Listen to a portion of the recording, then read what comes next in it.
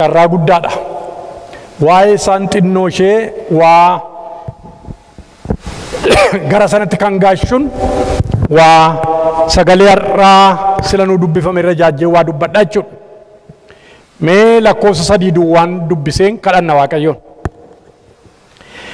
Isin gammachuudhaan burqaa fayyinaa keessaa bishaan waraabbattu.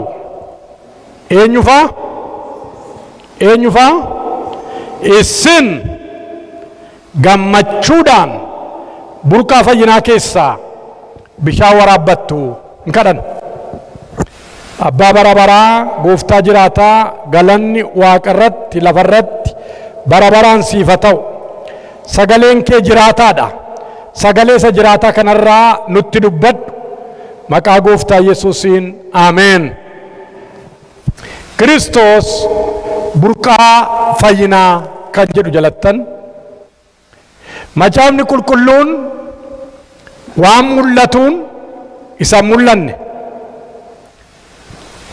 waan yerootiin isa yeroon alaa isa ta'etii mul'isa. Irraan deebi'a. Macaafni qulqulluun waan mul'atuun isa mul'anne isa bara baraa waan yerootiin isa yeroodhaa alaa nutti hima. Bishaan hin mul'ataa, hin argama. Kanaaf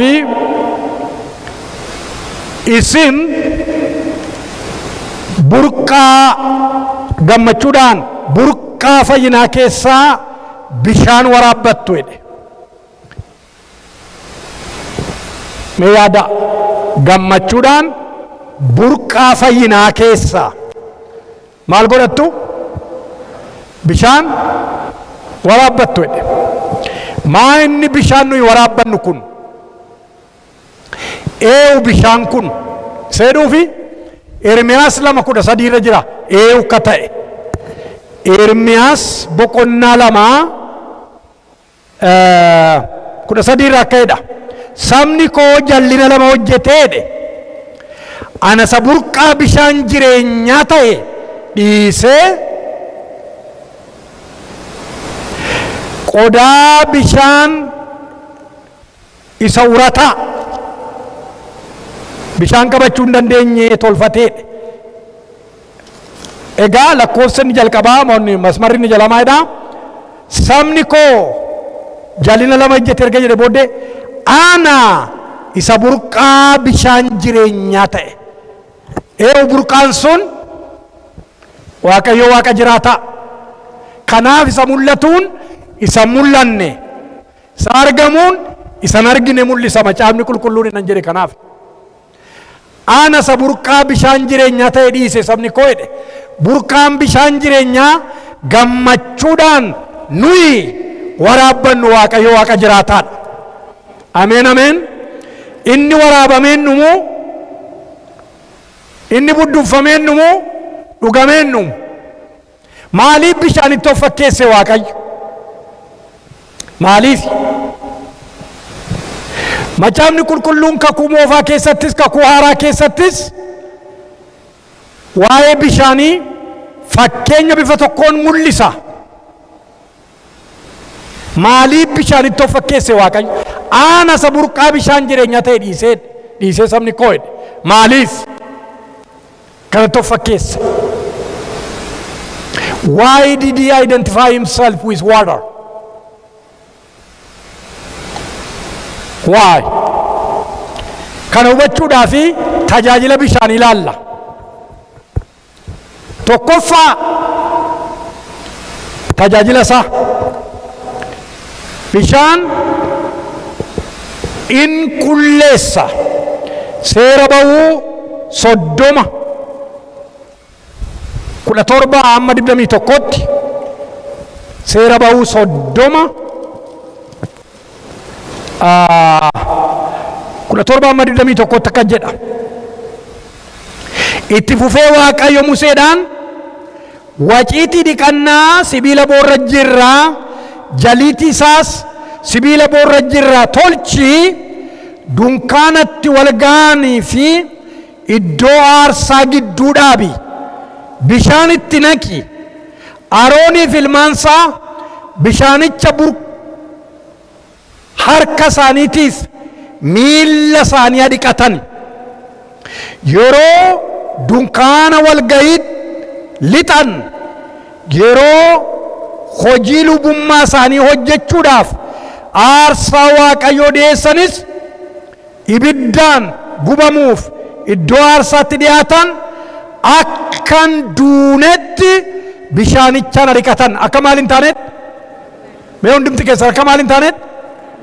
Akkan duunetti bishaanichaan dhiqatanii jedhe. Seera ba'uu 30:17 amma 21tti. Amma gaa mana qulqullummaa kakuu moofaa yeroo haraa ol lixxanii manni qulqullummaa kakuu moofaa kutaa 3 qaba. Inni jalqabaa waltajjii isa alaati, addabaabaayii jedhamu. Achi see ol lixxanii qulqulluutti ol lixxu, qulqulluu keessaa immoo qulqulluu qulqullootaatu jira.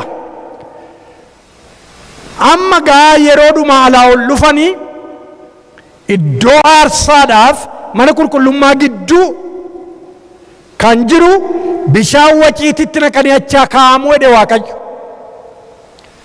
Yeroo tajaajilatti ol lixuudhaaf jedhan, yeroo Waaqayyo dura dhaabachuudhaaf dhufan, warri na tajaajilan hundinuu miilla isaanii harka isaanii duraan dursanii dhiqatan jedhe. Mee dhiqatan jedhe? Dhiqatan jedhe. Erga dhiqatanii booddee ola galan jedhe. Kan isaan dhiqataniif immoo maaliif jedhe? Akka maaliin taaneef? Mee akkan duuneef jedhaa? Akkan duuneef bishaan du'a nama oolchuudha jechuudha. ከሞት የሚታደጉሃ ከሞት የሚያተርፉሃ ቢሻን ዱወነ መወሹ ቢሻን ዱወነ መረደበርሱ አቻ አደባባይ ሰነ ኬሰ ካይድ ማይቹዳ ኩን ማይቹዳ ማሊት ሙልፈማ ማሊት ፈከፈማ ዱወ ጀላ ነመወሽ ለኮተ ደመራ ዱወ ጀላ ከወለኒት Kanaaf achi booddee erga dhiqatanii booddee erga miilli qullaa'ee booddee harki qullaa'ee booddee gara tajaajilaatti ol lixu sabni koo jedhe. Kakuu haaraa keessatti immoo isin qomoo lubootaati jedha saba isaatiin. Dhiiga Yesuus Kiristoosii warra dhiqate hundumaan isin qomoo lubootaati jedha. Galanni Waaqayyoof haa ta'u.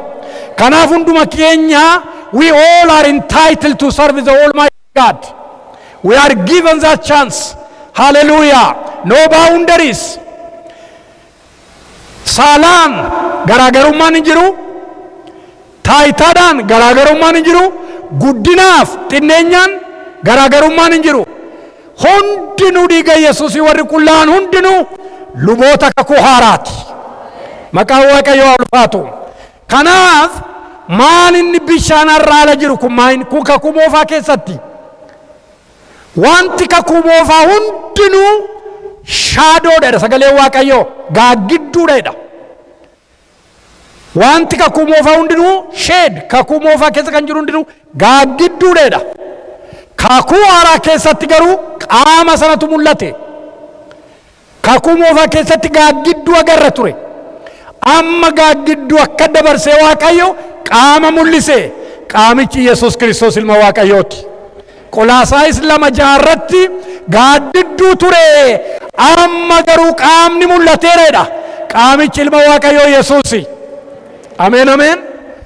Kanaaf egaa sabanana maalli qannariyaarra maal qulloomni ol galla isa tajaajiluutti isaaf aarsaa dhiyeessuutti isaaf faarfachuudhaaf maalli qannaa isa jedhuu fi dubbii Waaqayyoo hojii ergamootaa boqonnaa 17:30-31 irratti waa dubbata. Isa duwwaa miti. Timootiyoos 2:2-3-4-5 dubbifattan saba isaaf qalbii diddiirrannaa kenneera jedha. Ameen ameen. Maal kenneera? Qalbii diddiirrannaa. hundumti keenya irraa kaanna hullaachin insitaallen irraa kaannan dogoggorra kanaaf waaqayyo warra dogoggorruuf warra irraa kaannuuf maalluu kaayira waaqayyo qalbii diddiirranaa nu kaay haleluuyaa maa jechuudha qalbii diddiirranaa jechuun qalbii diddiirranaa jechuun akkasa deemaan ture yaa waaqayyo naa dhiisi kunoo daarekshinii koo galagasheera geddaradheera jechuudha qalbii diddiirranaa jechuun kanaaf har'a kakuu moofaa keessatti inni bishaan inni kennu sun hojii ergamootaa 17:31 irratti har'aadha biyya lafaa hundumaa irratti waaqayyo namni hundinuu ka qalbii jijjiirratuuf abboomeereedha maal godheera kadhateereedha miti gaafateereedha maal godheera abboomeereedha namni hundumtuu ka qalbii jijjiirratu kanaaf har'a dhiqannaa qulqullinaa kan nuu kennu inni jalqabaa qalbii diddiirrannaatti nu fida jechuudha qalbii diddiirrannaa bishaanichi hojii ergaa Yohaannis 1:7 irratti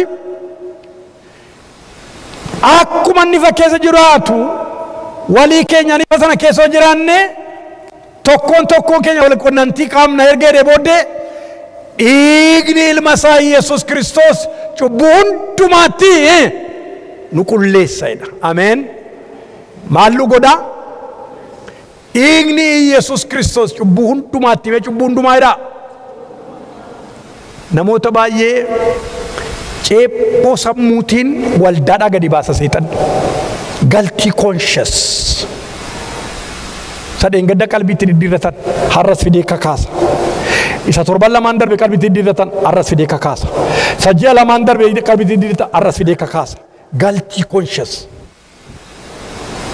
of kasasaa of ammeessaa mana waaqayyoo keessa deddeebi'u kanaaf dhiigni ilma isaa Yesuus Kiristoos jala muraagaa cubbuu hundumaatti haleluuyaa cubbuu hundumaatti nu qulqulleessedha cubbuu meeqatti lammaffaa egaa utuun kana biran darbin qulqullina kana dhiiga ilma isaa Yesuus Kiristoos duwwaa jedhamiti Efesoon 5:26 irratti karaa dubbii isaatiin qulleessedha Efesoon 5:26 karaa maalii mee dubbadhaa mee dadhabina karaa dubbii isaatiin qulleessan Efesoon 5:26 kanaaf dubbii waaqayyoo maal godha jechuudha in qulqulleessan maas in qulqulleessaara kuno sammuu keessan qulqulleessaara garaa keessan qulqulleessaara haleluuyaa maqaan waaqayyoo ulfaatu salamaffaatti dabarra bishaan tajaajila bishaanii isinitti maayira bishaan seera Lewwotaa 13 the whole chapter seera Lewwotaa the whole chapter 14 manatti galaa dubbifadhaa achi keessatti nama lamxiidhaan rukutameef seera raawwatamutu jira lamxii keessumatti seera Lewwotaa 13:45-46 seera Lewwotaa 14:7-9 yoo ilaaltan lamxiin cubbuutti fakkeeffama gatii ta'eef qorichan qabu qorichan jiru cubbuudhaaf lamxiidhaaf namni lamxiidhaan rukutamu soosaayitii keessaa identifaayi ta'eeti gadi ba'a safaratti dhaqee godoo ijaarratee gala goda ka safar uccii alatti gadi baafameetti dhaqeeti achitti godoo ijaarrata namni lamxiidhaan rukutame hidhiina rukutamu adda rukutamu harka rukutamu maala rukutamu lamxiidhaan namni rukutamu society keessaati outcasted gadi baafama kana duwwaa miti yeroo adeemu katamaa tokkotti mandara tokkotti yeroo ce'u ani lamxiidha ani xuraadha adeema maayidha adeema seera Israa'el keessatti dubbiin waaqayyoo kana nutti dubbata seera Lewwotaa 13:14 ani xuraadha inni irkus nany ani xuraadha adeema maaliif akka namni harka hin qabneef akka namni ammachuudhaaf ittiin gorreef akka dhukkubata siboo bara kana keessaa distaansii eeganii jiraachuu duwwaa miti. Outcastidha isaan keessaa ba'u saba keessaa. For the first time seera isaan kaatan cabsee lamxii kan harka isaatiin xaragee ilma Waaqayyoo Yesuus duwwaadha. Galanni Waaqayyoof haa ta'u. Seera isaan kaatan seera isa kaan adda baasu isa kaan gara xuraa'ummaatti gallalee namarraa adda baasu qarxam godhe cabse ilma Waaqayyoo. Bitti waddeenyi littaa naxaa intichi laalle iwaddahallo nitsaa jedhe Yesuus. Haleluuyaa. Sin jaalladhaa qulqullaa jedheen. Kan dhugaadhaan isin jaallatu Yesuus Kiristoos duwwaadha. Kan dhugaadhaan nu jaallatu jaalalli isaa mudaa kan hin qabne fakkaattii kan hin qabne ilmaan namaa kan jaallate Yesuus Kiristoos duwwaadha. Haleluuyaa. Mee galata fidaafi isaaf. Maqaan isaa bara baraan eebbifamu. Yoo jaallatte ni qulleessi jennaan nan jaalladha qullaa jedhee xaxxarageedha. Sasaan baqatan. Amma gaa isa kakuu moofaan dubbadha. Utaaleen gara kan Yesuus dhufe. Kakuu moofaa keessatti gaa waan sadiin qulqullaa. Tokkoffaa bishaan fidee kaa'ee lubichi qalqalloon ni rafu, jandeen ni rafu, qooddiroon ni rafu, gadi baafamee abiddaan gubama yoo sameera ta'e. Namicha fuudheetti lubichi bishaan harka isaatti naqateeti bishaan naqa torbatti facaasaa'edha. Chaaptarii nama isinii kenne lamaanuu keessa jira hundi isaa. Bishaan ergatti facaasee booddee xobbaallaan qalame dhiigni isaa jira. Dhiiga hoolichaa dhiiga xobbaallaa dhiqame qalameen agguudduu isaa kanatti quba isaa kanatti buusaa'edha. Miilla isaatti dhaqee buusaa'edha dhiiga.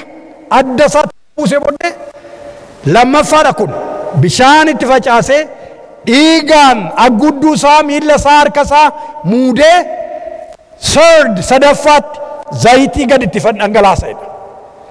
Achi booddee hin qullaa'edha. Ameen ameen. Maa jechuudha kun? Amma gaa inni jalqabaa bishaan qalbii diddiirannaa san sira jedhe. Inni ittaanu dhiiga hoolichaatiin dhiqachuudha. Inni ittaanu sadaffaan hafuura qulqulluu isa jiraataadhaan muudamuudha. Kana gaa waldaa sararratti appilaayii godha Waaqayyo. Ameen ameen. Isinii galeera waan amma jedhe hundinuu achi keessa jira. Seera Lewwotaa lamaan kutaa lamaan amma jira. Keessumatti lakkoofsa boqonnaa 14 keessaa bishaan itti facaase dhiiga xobbaallaatti buusee zayitiidhaan immoo irra yaasa. Inni kun egaa fayyina har'aaniif isin karaa gooftaa keenya Yesuus Kiristoos argannetti quba qaba ture. Qalbii diddiirannaa dhiiga hoolichaatiin dhiqachuu hafuura qulqulluu isarra waldaa kiristaanaatis sun waldaan mallatteeffamuu jechuudha. Galanni Waaqayyoof haa ta'u. Egaa har'a bishaan nu barbaachisu bishaan fidanii waciitiin ala nuun kaan. Hoolaan nu barbaachisu hoolaan qalameera qaraaniyoo irratti. Ameen. Ameen jedha tun isin ta'e. Hoolaan maal ta'eera? Nuu qalameera. That's it. Kanaafi galtii konshasiidha ala kan nu godhu jireenya keenya Waaqayyootti maxxansee kan jiraachisu ilmi Waaqayyoo Yesuus Kiristoos nuu qalameera. Kanaafi har'a isa harka isaatiin xarageetti bubu'ee qulqulleessituu tikee keenyadha. Sadaffaa inni gara biraan tajaajilli bishaanii Hisqeel 47 keessaa itti bu'uun barbaada baay'ee diteeyil utuu dubbifne nutti tola dheeraadha garuu.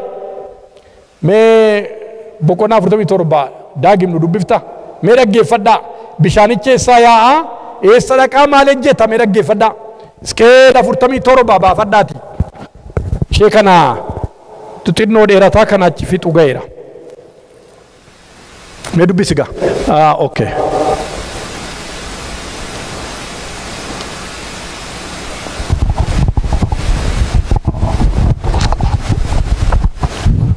Nan dubbisaa Hisqeel 47 lakkoofsa 1 jalqabee maqaa gooftaa Yesuusiin akkas jedha.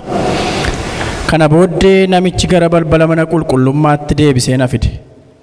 Manni qulqullummaa gara ba'a biiftuutti garagalee waan jiruuf buusaa balbala mana qulqullummaa sana jalaa bishaan burqee gara ba'a biiftuutti utuu yaa'uu nan arge. Bishaanichis iddoo aarsaarraa harka mirgaa cinaacha mana qulqullummaa isa gara mirgaa jalaa yaa'a ture. Bishaanichi eessa yaa'a? Mul'ata inni ilaalaa jiru eessa yaa'eera? Iddoo aarsaa kanarraati karaa harka mirgaa kana gadi yaa'aa jedhe. Mul'ata ilaalaa jira dhaggeeffadhaa. Ergasii immoo karaa karra gara bitaa gad na baasee dugda duubaan gara karra isa duubaa isa gara ba'a biiftuutti garagaluutti na geesse. Bishaanichis karaa gara mirgaarra alatti yaa'a ture. Namichi ulee safaraa isaa of harkatti qabatee yoo gara ba'a biiftuutti ba'ee dhundhuma 1,000 in safare. Anammoo bishaanicha isa gulubii ga'u sana keessa na adeemsise. Dhundhuma 1,000 immoo safaree bishaanicha keessa na adeemsise. Bishaanichis jilba in ga'a ture. Ammas dhundhuma 1,000 safaree bishaanicha keessa na adeemsise. Bishaanichis mudhii in ga'a ture. Itti dabalees dhundhuma 1,000 in safare. Bishaanichis ol ka'ee kan namni daakaadhaan malee ce'uu hin dandeenye waan ta'eef anis keessa adeemee ce'uu hin dandeenye. Namichi immoo yaa mucaa namaa ati kana argiteettaa naan jedhe. Kana booddee qarqara bishaanichaa irra deebisee na geesse. Utuun deebi'aa jiruus qarqara bishaanichaa garanaaf garasiin mukkeetii sonaan baay'ee nan arge. Ergasii namichi bishaan kun gara kutaa biyya gara ba'a biiftuutti yaa'ee gara Arabiyaatti gad jal'atee galaanatti hin gala. Yeroo inni galaanichatti nam'us bishaan galaanichaa in haara'a. Ameen. Yeroo inni galaanatti gannamu bishaan galaanaa maal ta'a? In haara'a. Lafa bishaanichi ga'e hundumaas uumamni lubbuu qabaatee totocha'u hundinuu in jiraata. Ameen. Bishaan kun bishaanota galaanichaatti galee waan haaressuuf achitti qurxummiin sonaan baay'een in argamu. Ameen. Kanaaf lafuma bishaanichi ga'u wanti hundinuu in jiraata. Ameen. Warri qurxummii qaban qarqara isaarra in ijaajju. En-Gediidhaa hamma En-Eglaayimitti iddoo itti kiyyoo diriirsanii qoorfatan in ta'a. Qurxummiin isaa immoo akka qurxummii galaana guddichaa gosi isaa sonaan baay'eedha. Dhaqdhaqiin isaaf kuufamni isaa garuu soogidda ta'u malee hin haareffaman. Qarqara lagichaa garasiif garanaan mukti iji isaa nyaatamu akaakuun garaagaraa jira. Bishaan lagichaa iddoo qulqullaa'aa keessaa waan ba'uuf mukkeetiin sun baalli isaanii hin harca'u. Ji'a ji'aanis ija hin godhatu malee hin dhaban. Iji isaanii nyaataaf baalli isaanii immoo qorichaaf in ta'a naan jedhe. Ameen. Mee ameen jedhaa. Amma gaa bishaan kun eessaa yaa'a gabaabaatti? Iddoo maalii jala? Iddoo aarsaa jalaas yaa'a. Mul'ata ilaalaa jira. Bishaan kun yeroo asii yaa'u aarsaa kana jalaa gadi yaa'eeti gara galaanaatti gadi nam'aa jedha. Gara galaanaatti adeemee yeroo galaanaatti nammu tokkoffaa bishaan isa xu'aa galaanaa sana maal godhedha? In fayyisaa jedha. Bishaan geeddara bishaan in fayyisaa jedha. Gara biraanoo qurxummiin galaana keessa jiran hundi isaaniiyyuu hin baay'isa hin horsiisa jedha. Ameen ameen. Bishaan horsiisudha jechuudha. Bishaan horsiisu duwwaa miti. Warri galaana sana keessa jiran hundinuu jireenyaan akka jiraatan godhaa jedha. Bishaan jireenya laatu. Ameen. In jiraachisaa jechuudha. Kana duwwaa miti. Qurxummoota hin baay'isa jedha. Ittaanee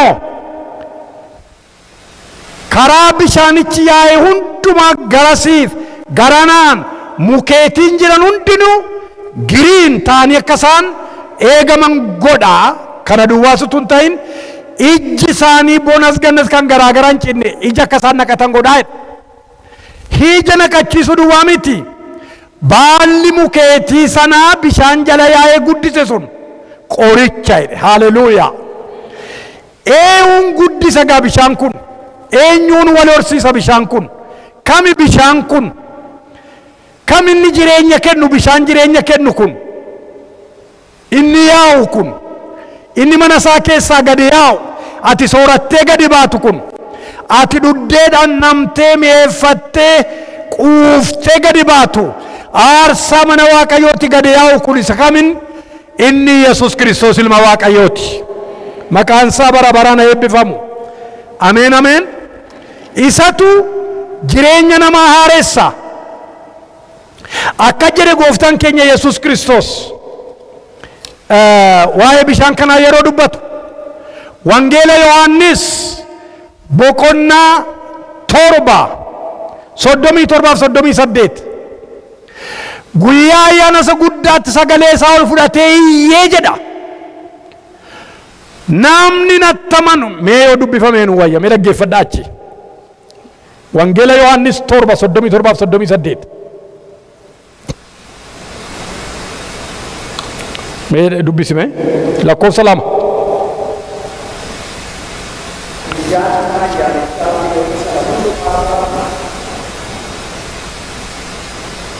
Guyyaan dhuma ayyaanichaa guyyoota sana hundumaarra caalaa guddaa ture. Guyyaa sanatti Yesuus ka'ee dhaabatee sagalee isaa ol fudhatee namni dheebote yoo jiraate gara koo haa dhufu haa dhugus. Namni anatti amanu akkasuma haa godhu. Macaafni akkuma dubbate yaa'aan bishaan jiraataa garaasaa keessaa hin burqa jedhe. Ameen. Yaa'aan bishaan jiraataa eessaa burqa jedhe? Garaasaa keessaa jedhe. Warri addanaa iddoo aarsaa kana dhuganii gadi ba'an egaa warri bishaanicha dhuganii garaa isaanii kaafachuu duwwaa miti keessaa yaa'a jedhe. Haleluuyaa. Kanaafi mana Waaqayyoo keessa yeroo Kiristoositti maxxannu gooftaatti yeroo maxxannu isa burqaa jiraataa kanatti maxxanna jechuudha. Burqaan jiraataan kun jireenya keenya keessa yeroo yaa'u warri mana kana keessaa iddoo aarsaa kana isaanitti gadi yaa'u kun isaan qoricha ta'anii ba'u. Akkuma baalli isaa qoricha ta'u mukeetiin sun anaaf isin lafa gogiinsaa kana keessa warra jirru biyya lafaa kana keessa warra jirru anaaf isin warra misan kan nu godhu warra adda kan nu godhu adda kan nu kennu qomoo fayyina muudaman taasisee fuula isaatiif fuula saba isaa dura kan nu deddeebisu bishaan isa jiraataa kanadha. Innis ilma Waaqayyoo Yesuus Kiristoosidha. Agartee inni gara biraan waa'ee bishaan yeroo kaamnu dubartittii Samaariyaatu bishaan waraabbachuudhaaf lagatti gadi bu'e. Bishaan kana na obaasi meettiin jedhe akkuma isin beektan seenaasaa. Maal onoo dubartittii Samaariyaati attamitti ati nama Yihudii taatee na kadhattaa jennaan inni si kadhatu kun eenyutu ta'uu isaatu beekte situ kadhataa jedheen. Sammuu naa kenni ka lammaffaan dhufu jette. Dhaga abbaa manaa kee waami kan nan hin qabu jetteen shan qabda sirriidhaa. Abbaa manaa tokkoon beekamaadha jedheen. Utuma hasaanii bishaanani kennu jedhe. Namni sattii dhugu lamuu lammataa hin dheebotutti hin jedhe. Ameen. Wangeela Yohaannis 4:13 irratti bishaanani kennurra namni dhugu lamuu lammataa hin dheebotu jedhe. Maaloo bishaanicha naa kenni kaa'ette. Akka abbaa manaa waami kaa'edhe. Isa booddee Yesuus Kiristoos garaasee kaa godhe.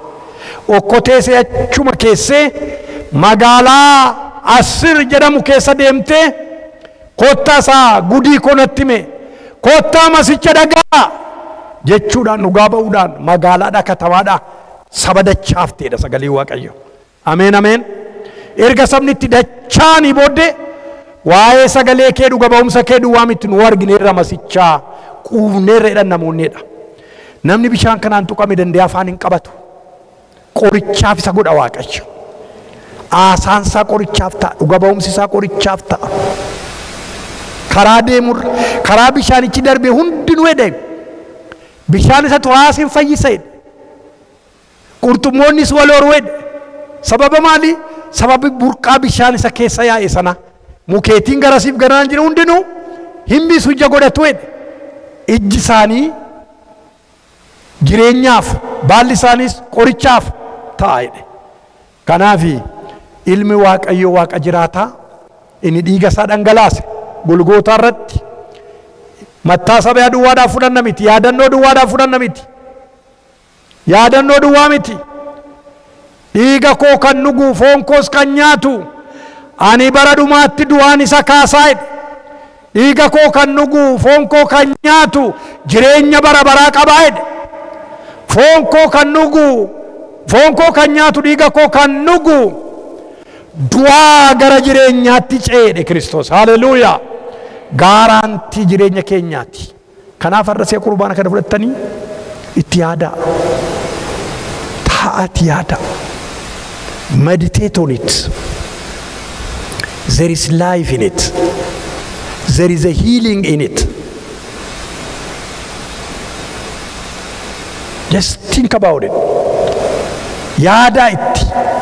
Roma Katholikini transubstantiation jedhanii amanu. Transubstantiation jechuun foon Kiristoos ta'eera already, dhiiga Kiristoos ta'eera jechuudha already. Nummoo consubstantiation jedhamutti amanu. Luther not transubstantiation, he is consubstantiation jedha. Maal jedhu consubstantiation jechuun daabboon immeejii isaa geddaratu hin ta'in daabboonuma ta'ee ta'a. Wayniinis waynii ta'ee ta'a. Gatii Yesuus Kiristoos kun foon kooti jedheefi foon isaati. Ameen. Kana gaamantiin consubstantiation. Because he said this is my body, it is Christ's body. Because he said this is my blood, it is Jesus' blood. Yaada innan jedhu kanaaf. Isa jedheen kana jedhe Luuter. Transubstantiation ta'a miti, hin geddarama miti jedhe. In ta'a malee. Ameen ameen. In geddarama in ta'a. Isa jedhe kun foon kooti jedhe. Kun dhiiga kooti jedhe. Gatiin ni jedheef foon isaati. Gatiin ni jedheef dhiiga isaati. Ameen. Si'a dhiiga keetti dabalamuu gaa dhiigni isaa waa si keessatti ejjeta. Si'a si keessatti dabalamu foon isaa foon kee keessatti waa ejjeta. Ameen. Kana yaadaa gaarra. Think about this. Sarmoonii raawwanna miti. Sarmoonii mattaasabiyaa miti. Mattaasabiyaa duwwaa miti. Yaadannoo duwwaa miti. Yaadannoo nu duubatti ilaalamaa. Waggaa 2000 dura waasii ta'eera Tashoomee. Waggaa 2000 dura si waasii ta'eera Taaddii jedhaa jira. Mattaasabiyaa ወደ ኋላ ነው የሚታየው ወደፊት አይደለም ወደ ኋላ 2 years ago 200 years ago something happened for you. Jesus died for you. Not only dead, he rose from the dead for you. Amen amen. mattaasabiyan isa kadhadha kanaafarra gara dhiigasaaf gara foonsaa jedhudhannu itti yaada meditate godha isa jireenya kennu isa du'a nama kaasu isa fayyina namaa kennu sana laatteef si yaa galatu jedhaani. Amen.